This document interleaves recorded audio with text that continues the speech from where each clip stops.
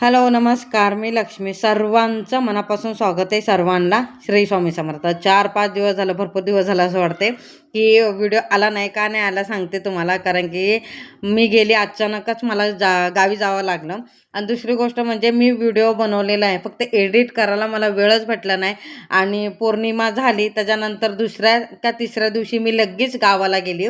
त्याच्यासाठी मला व्हिडिओ करता आपलं एडिट करताच आलं नाही, अपलोड करता पण आलं आणि व्हिडिओ टाकला नाही. त्याच्यासाठी मी माफी मागते. आणि दुसरी गोष्ट म्हणजे पौर्णिमाचं भरपूर मी काय काय व्हिडिओ बनवून ठेवले आहेत, सत्यनारायण घातले, भरपूर काय केले, पण ते मला एडिट करून अपलोड करताच आला नाही. अचानकच गेली. काल रात्री मी आली गावावरून, तर मी सकाळ सकाळ एडिट करायला घेतलंय आणि एडिट करून आज आज संध्याकाळ 4 वाजता मी अपलोड करणार आहे. हा व्हिडिओ माझा नक्की बघा पौर्णिमाचा. सगळ्यात पहिले ना हळदीचं लेपन केलं. कारण की हळदीचं लेपन कसं माहिती आहे, सुकल्यानंतर ना छान वाटते आणि त्याच्यावर रांगोळी वगैरे फुलं वगैरे ठेवायला पण छान लागतं.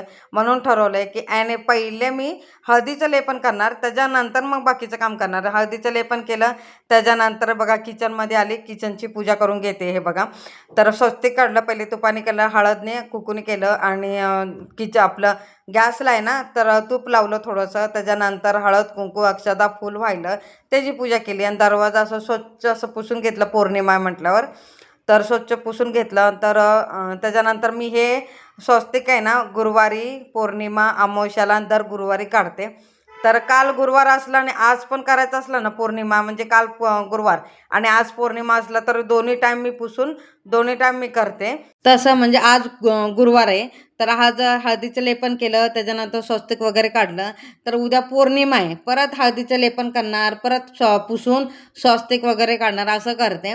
आणि इथं बघा, पहिले हळदीने काढलं, त्याच्यानंतर कुकुने काढलं. मला असंच आवडतं आणि मिश्रित करून आवडत नाही, म्हणून असंच आवडतं. मी असंच करते. मी कसं वाटते मला नक्की कमेंटमध्ये सांगा. हळदीचं लेपन तर पहिलेच केलेलं, त्याच्यानंतर थोडंसं सुकलं, तर छानपैकी असं रांगोळी काढून घेते. रोजच्या रोज व्हिडिओ येत जाईल आणि मी रोजच्या रोज पाठवायचा प्रयत्न करेल. थोडंसं काम असलं तर मग तसा, थोडंसं गडबड असली तर होणार नाही. अचानक आता बघा मला गावाला जायला लागलं आणि म्हणून व्हिडिओ बनवून ठेवला, एडिट करून अपलोड करायला वेळच नाही भेटला.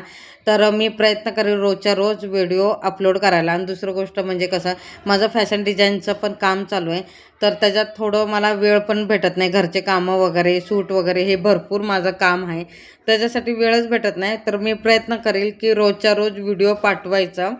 छानपैकी अशी रांगोळी काढली, त्याच्यानंतर बघा हळदी कुंकू वाहून घेते. त्याच्यानंतर फुलं आणलेली मी काल, आणि आज सत्यनारायण घालायचं संध्याकाळी.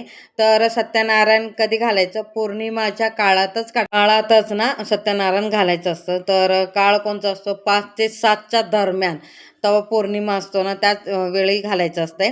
तर मी त्या संध्याकाळीच पौर्णिमाच्या काळातच सत्यनारायण घालणार आहे.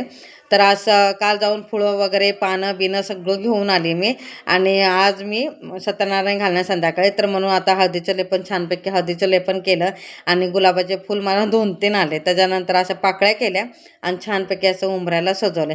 कसं वाटते नक्की सांगा. आणि दिवा लावायचे, तर पौर्णिमा अमावस्याला गुरुवारी आणि संध्याकाळी सकाळी असं मी तुपाचा दिवा लावते दारापुढे.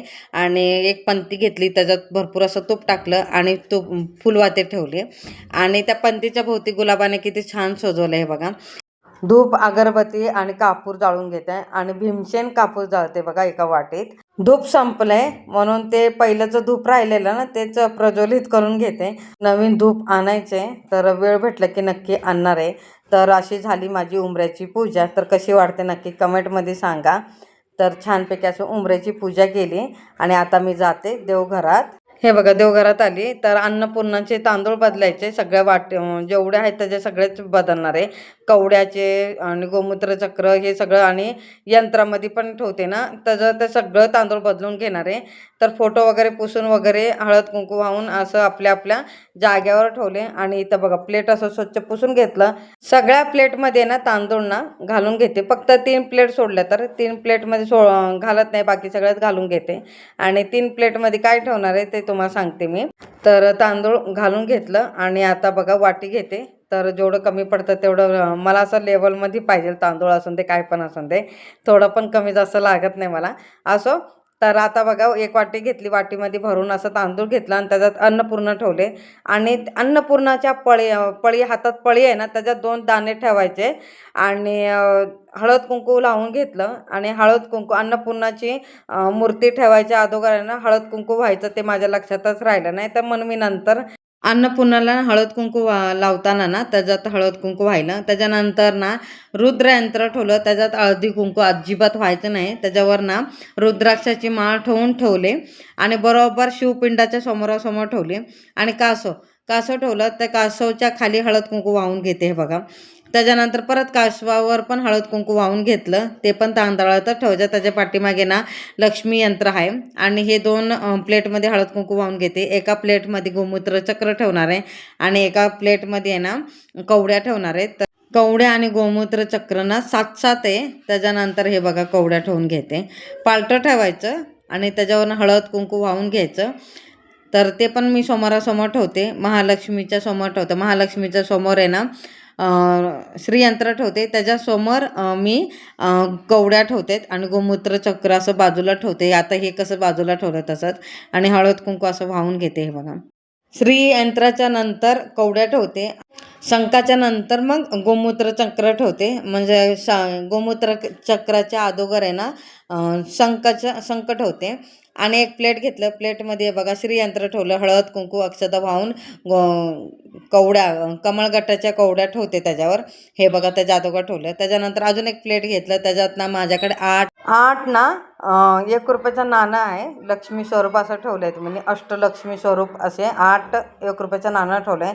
त्याच्यात असं म्हणजे लाईनीत ठेवले असं गोल चक्रसारखं.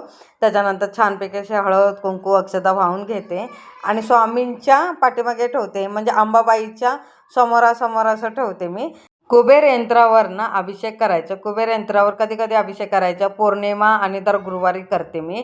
तर 1 वेळा पुरुष सूक्त म्हणायचं, नाहीतर कुबेर मंत्र या मंत्राचा 108 वेळा 16 वेळा नाहीतर 21 वेळा म्हणून मंत्र जाप करून अभिषेक करायचं. शक्यतो मी पुरुष सूक्तच म्हणते.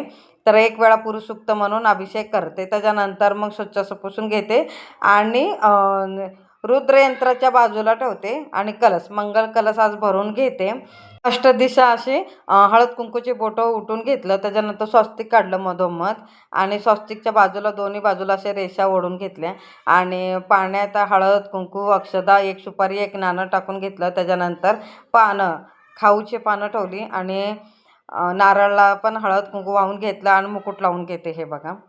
आता मुकुट असं स्वच्छ असं पुसून घेतलं. स्वच्छ असं पुसून घेतल्यानंतर हळद कुंकू लावून घेते हे बघा आणि उजव्या साईडला ठेवायचं. देवाच्या उजव्या साईडला ठेवायचं, डाव्या साईडला नाही. म्हणजे आपल्या डाव्या साईडला ठेवायचं आणि देवघराच्या उजव्या साईडला ठेवायचं. आणि फुलं आणलेलीच आणि झाडावरची पण माझ्याकडे होती म्हणून ती पण वाहून घेतली आणि जास्वंदाची फुलं होती मस्त की वाहून घेते. त्याच्यानंतर बघा रांगोळी काढून घेतलं, तर रांगोळीवर हळद कुंकू वाहून घेते आणि धूप दीप अगरबत्ती ओवाळून घेतली. आजची पौर्णिमाची पूजा कशी वाटली मला नक्की कमेंटमध्ये सांगा. आणि संध्याकाळ मी सत्यनारायण नक्की करणार आहे. तर दर पौर्णिमाचे सत्यनारायण घालायचं म्हणजे घालायचं.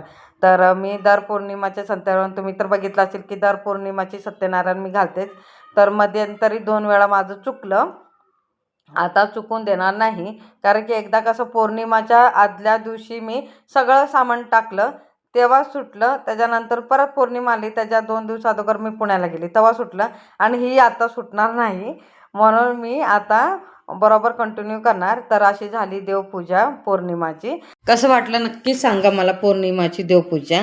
त्याच्यानंतर आता वाजले 4. तर मी सकाळी उठल्या ना पहिले ना डाळ भिजत ठेवलेली, म्हणजे भिजत ठेवलेली. त्याच्यानंतर कुकरमध्ये टाकून घेते बघा.